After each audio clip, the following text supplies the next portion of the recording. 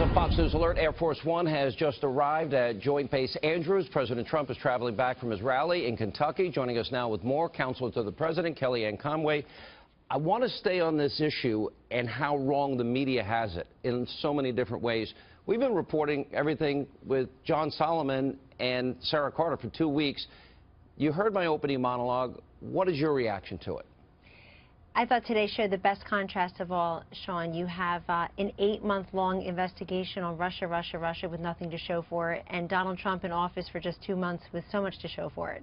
He just had his rally in Louisville, Kentucky, promising to make good on uprooting and repealing and replacing the most intrusive, invasive, expensive, and expansive law entitlement that we've had in generations. And he's making good on that promise just this week by negotiating, by listening, by improving and making progress on the bill with leaders in the House and the Senate, and of course our governors who control the Medicaid dollars. And so I think the contrast is really remarkable. I love the way President Trump defied all the negative noise inside the Beltway by going to Kentucky and putting a very positive, optimistic message out there for all to see. The positive, optimistic message that he delivered in Louisville tonight really matches the markets, the stock market, the consumer confidence, a 12-year high in confidence among home builders, according to a report last week.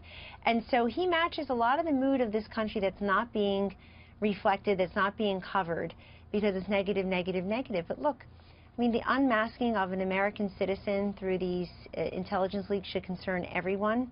I think we learned about that today. And, you know, again, I would just repeat, we've had 8 months, and I'm not sure that we've advanced the ball at all. I know he had a really good meeting, and he was able to win over through some of the changes he negotiated with the Republican Study Committee. I spoke earlier tonight to some of the members of the Freedom Caucus. They're not there yet. They would have enough votes to stop it in the House. Senator Paul, a few other senators on their side, they want more changes. The president wants a vote by Thursday, or Paul Ryan, who we'll talk to in a minute, wants a vote by Thursday. You convinced that'll get done? Yes, the president and vice president have really leaned in on this, and they're confident that we'll get the votes. And as you just intimated, some changes have been made to the legislation. That's even what tonight, leaders do.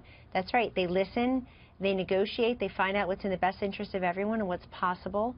And some things can change, some things can't, frankly. But you know, the president made a really good point tonight in his rally in Louisville, Sean. He talked about this Thursday getting the health care repeal and replacement done, getting that vote in the House. And then he said we're going to move on to taxes soon, and then we're going to tackle drug pricing. And the president's own words tonight were, some people say getting the cost of drugs down, the medicines, is just as important as tackling health care altogether, because this is really something we hear from people all over the country. It's just damaging the everyday affordability of life, and it's why people found that the original Affordable Care Act was neither affordable nor sustainable. The two solutions that make the most sense to me are, number one, medical savings accounts, which I've advocated for years, and the second, I keep putting this guy from Wichita, Kansas on radio and TV. His name is Dr. Josh Unger, Atlas MD, $50 a month per adult, unlimited care, concierge care, $10 a month per child.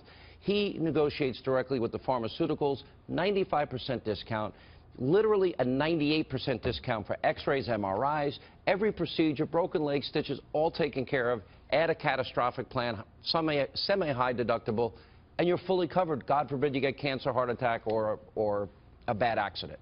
It's so simple in so many ways. Is that all going to be in this bill by Thursday? That's what I want to know. The president, as a non-politician who appreciates free market solutions, private solutions, listens to accounts like that. And that's the whole point here, is that when you have top-down government-run health care that people are forced to purchase on or pay a penalty, a tax essentially, you don't even listen to examples like the one you just related and relate regularly to your audience. There are so many great best practices out there in the free market, and this president is somebody who's listening to that and putting it in there. But we feel confident. I was up on Capitol Hill tonight with our Director of Legislative Affairs, Mark Short. We met with members of the Republican Conference. Folks are on Capitol Hill constantly. People are over to the White House, as you know. They're working the phone. So this is a very collaborative process.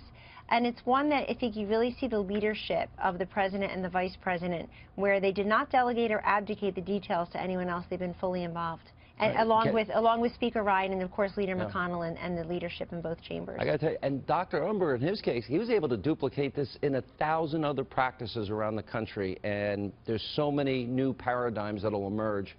It'll be fascinating to see that change for the better for people that now can afford health care and have a better plan, and competition will do that. Kellyanne, we love having you. Good to see you. Thanks for being with us. Thank you, Sean. Bye. All the best.